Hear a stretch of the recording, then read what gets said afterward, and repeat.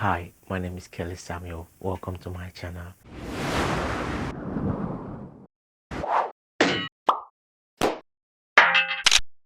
As an amateur photographer, I wanted a situation where I could get a feel of a 70 to 200 f2.8 lens.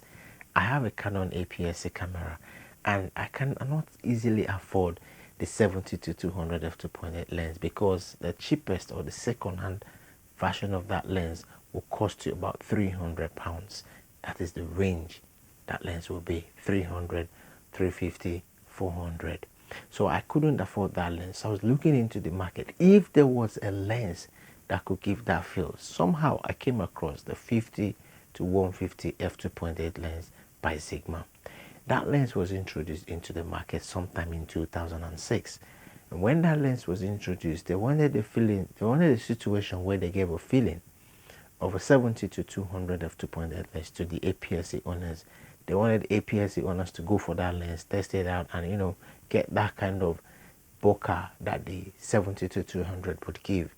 But you see, the lens wasn't that sharp, so I think a lot of people didn't go for that lens.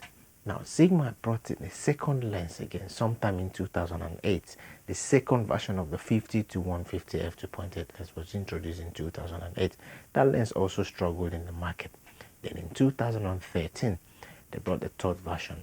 The third version was big, and even as big as the 70 to 200 f2.8 lens, it was very sharp. That lens was perfect. In short, it was everything. But because of the size and almost as expensive as 70 to 200 f2.8 lens, a lot of people still preferred going for the 70 to 200 f2.8 lens because maybe some of them one day they will definitely shift over to a full frame camera.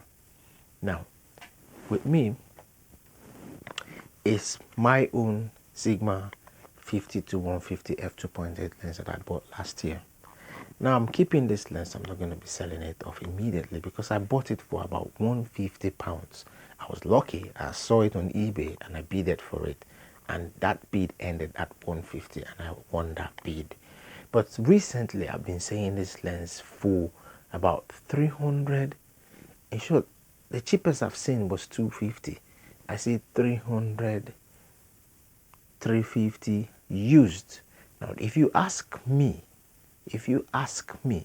because I've used this lens and I've seen that the quality in terms of sharpness is not as good as that of the 70 to 200 f2.8 lens, I would not pay 300 for this lens. That is my own candid opinion. Someone else might decide to. Now don't get me wrong, I love the lens because you see the lens is small in size. As you can see, it's small, and apart from the fact that it is small, it fits into my camera bag.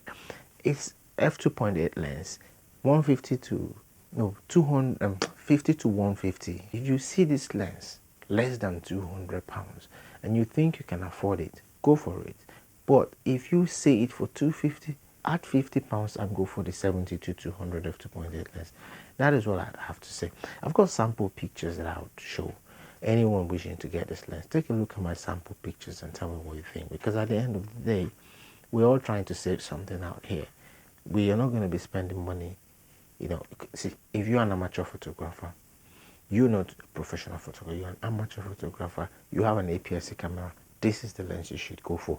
If you see it for 200, 250, I'll add £50 and buy the other one. For now, thank you very much.